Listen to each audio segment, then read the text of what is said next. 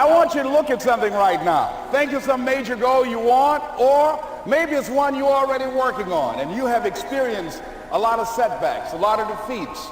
You've experienced a lot of disappointment. Maybe you've already given up. And maybe you just need a little fire, a little encouragement to get back in the game again. Here's what I want you to look at.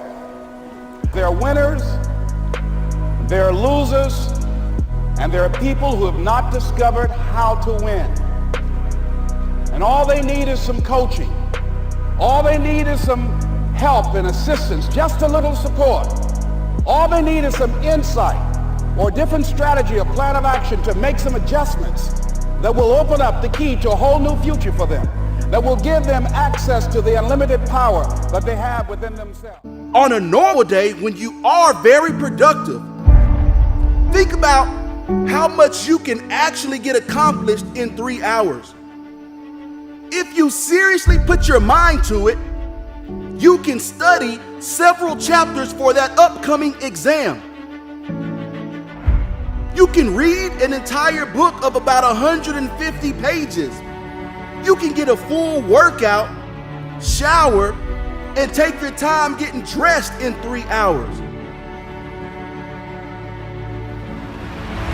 You can type several chapters of your book in 3 hours.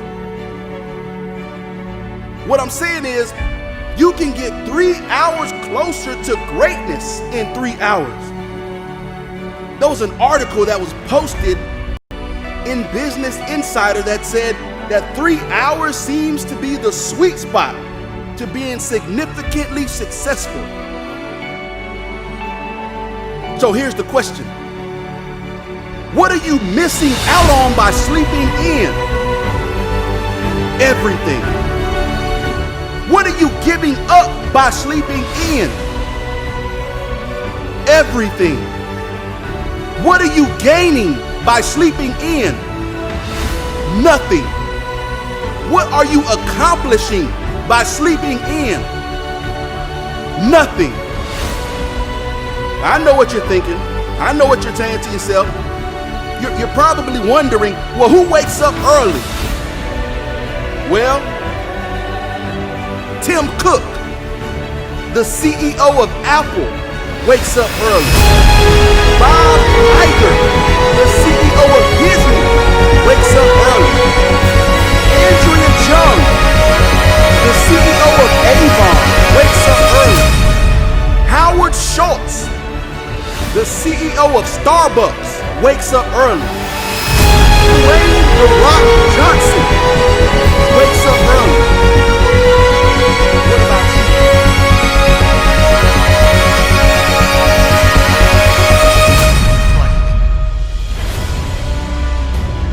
I invested too much to quit. I made too many sacrifices to give up. We've come too far. We've been through too much. We've seen too much. We've had too many victories. We've seen defeat.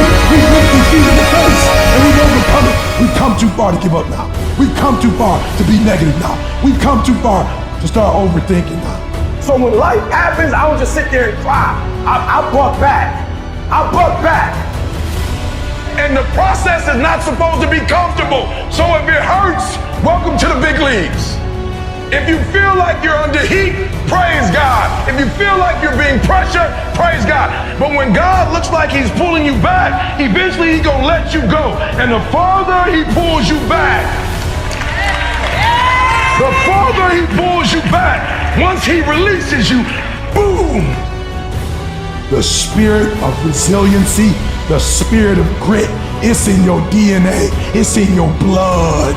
Overcoming is in your blood. Getting through adversity is in your blood. Your ancestors got through so much more. Weakness. Do I have weakness? I am nothing but weakness. I'm not naturally strong or fast or flexible. I'm certainly not the smartest person in the world. I get emotional over stupid things. I eat the wrong foods. I don't sleep enough. I procrastinate and I waste time. I care too much about meaningless things and not enough about important things. My ego is too big, my mind is too small, often trapped inside itself. Now, all that being said, I have a saying. A person's strength is often their biggest weakness, but their weaknesses can become strengths. I don't accept that I am what I am, and that is what I am doomed to be. I'm fighting. I'm always fighting. I'm struggling, and I'm scraping and kicking and clawing at those weaknesses to change them, to stop them. Some days, I win. But some days, I don't. But each and every day, I get back up and I move forward with my fists clenched toward the battle, toward the struggle. And I fight with everything I've got to overcome those weaknesses and those shortfalls and those flaws as I strive to be just a little bit better today than I was yesterday. I can tell you everything I've done. The only thing I can't do is grind for you. What's the difference between a gazelle and what's the difference between a lion? The gazelle is running from something. And that's a lot of you in this room. You will run. You'll do what you're supposed to do as long as you're getting pushed. But as soon as that stops, you stop. So you've got to ask yourself, what's your why? What motivates you? What pushes you? What drives you? Every opportunity is the last opportunity. Every opportunity I have to reprove myself again. Every opportunity I'm still nervous. E.T., you've been doing this for years. Why are you so nervous? Because the day you become content, the day you stop evaluating yourself, the day you stop growing, the day you stop getting better is the day you die. Is the day the person who's trying to catch you will get you. And I'm here to tell you today, if you got somebody came in my office the other day crying. I said, look, don't cry to give up, cry to keep going. Don't cry to quit. You already in pain, you already hurt, get a reward from it. Emotion and logic to reach your maximum potential, to really give everything you have to go beyond your limits. Because emotion and logic will both reach their limitations. And when one fails, you need to rely on the other. When it just doesn't make any logical sense to go on, that's when you use your emotion, your anger, your frustration, your fear to push further, to push you to say one thing: I don't stop. When your feelings are screaming that you have had enough, when you think you are going to break emotionally, override that emotion with concrete logic and willpower that says one thing: I don't stop. Fight the weakness of logic with the power of emotion. And in the balance of those two, you will find the strength and the tenacity and the guts to say to yourself, I don't stop.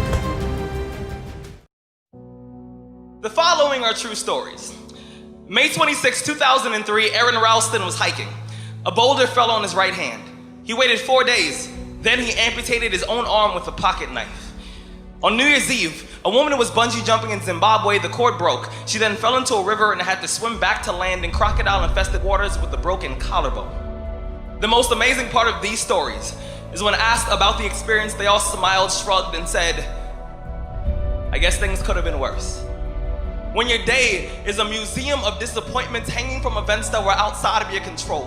When you find yourself flailing in an ocean of why is this happening to me? When it feels like your guardian angel put in his 2-week notice 2 months ago and just decided not to tell you. When it feels like God is a babysitter that's always on the phone. When you get punched in the esophagus by a fistful of life, remember that you will survive. Remember, things could be worse. Remember, we are never, ever given anything that we can't handle. When the world crumbles around you, you have to look at the wreckage and then build a new one out of all the pieces that are still here. Remember, you are still here. The human heart beats approximately 4,000 times per hour, and each pulse, each throb, each palpitation is a trophy engraved with the words, "You are still alive."